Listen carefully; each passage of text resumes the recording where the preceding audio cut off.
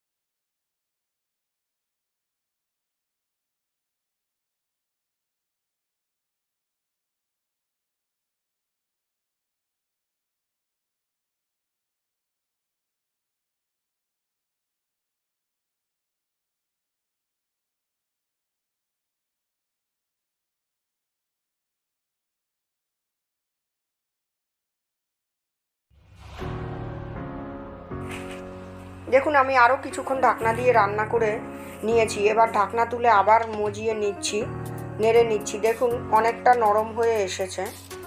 এবার আমি দুটো ক্রাশ করা এলাচ ফাটিয়ে দিয়ে দিলাম।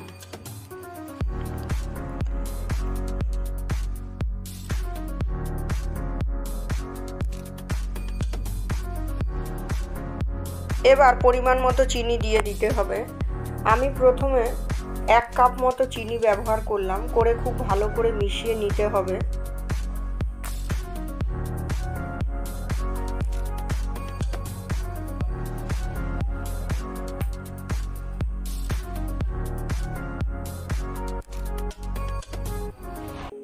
চিনিটা গলে আসা অবধি খুব ভালো করে নাড়তে চাড়তে হবে। রান্নাটা অবশ্যই লো টু মিডিয়াম ফ্লেমে করতে হবে। হাই হিটে করলে তলাটা ধরে যাওয়ার সুযোগ থেকে যায়।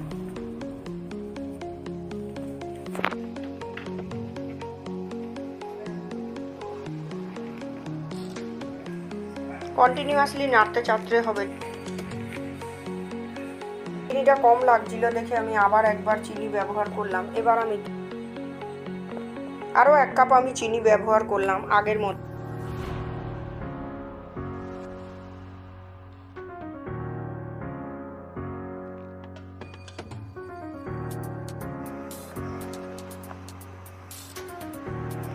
এবার খুব ভালো করে নেড়ে নিতে হবে। সেম প্রসেসে আমার মিষ্টিটা কম মনে হচ্ছিল দেখে আমি স্টেপ বাই স্টেপ মিষ্টিটা ব্যবহার করছি। আর কিছু কিছু আমের কোয়ান্টিটি বুঝে চিনিটা ব্যবহার করবেন। কিছু কিছু আমে মিষ্টিটা বেশি থাকে, আপনারা কি কোয়ান্টিটিতে আম দেবেন সেই বুঝে চিনিটা ব্যবহার করবেন। আমি আবার চিনি দিলাম। টোটাল আমি এই 1 কেজি আমে 500 গ্রাম চিনি ব্যবহার করেছি। এবার খুব ভালো করে নেড়ে নেব। আপনারা যদি চান এখানে গ্রিন ফুড কালার ব্যবহার করতে পারেন, তবে আমি এখানে